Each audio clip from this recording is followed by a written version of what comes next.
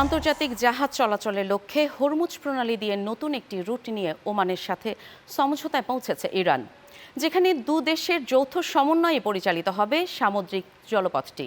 বিস্তারিত কান্তারায় প্রতিবেদনে। ইরানের পররাষ্ট্র মন্ত্রণালয়ের মুখপাত্র ইসমাইল বাঘেই সমঝোতার বিষয়টি নিশ্চিত করলেও চুক্তির সুনির্দিষ্ট বিস্তারিত তথ্য প্রকাশ করেননি। তবে ওমানের সাথে নতুন রুট নিয়ে চুক্তি হলেও তা হরমুজ প্রণালী দিয়ে নিরাপদ নৌ চলাচলের শতভাগ নিশ্চয়তা দেবে না বলে সতর্ক করেছেন বাঘেই। তিনি বলেন, যুক্তরাষ্ট্রের আরোপিত অর্থনৈতিক ও সামরিক অবরোধের কারণেই এই অনিশ্চয়তা। উভয় দেশ ও মধ্যস্থতাকারীদের মধ্যে আলোচনায় বর্তমানে প্রণালীটি পুনরায় খুলে দেওয়ার বিষয়টি অন্যতম প্রধান ইস্যু হয়ে উঠেছে। যুক্তরাষ্ট্র ও ইসরায়েল ইরানের উপর হামলা চালানোর পর থেকে তেহরান হরমুজ প্রণালী প্রায় পুরোপুরি অবরুদ্ধ করে রেখেছে, যার ফলে বিশ্বজুড়ে তেলের দামে ব্যাপক ওঠানামা দেখা গেছে।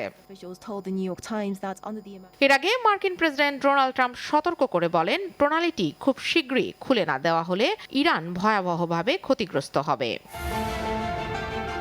এই চুক্তির ফলে হরমুজ প্রণালী দিয়ে পারস্য উপসাগরে প্রবেশকারী জাহাজগুলোর ওপর তেহরানের নিয়ন্ত্রণ প্রতিষ্ঠিত হবে। কান্তা রায়, চ্যানেল 9 নিউজ ডেস্ক।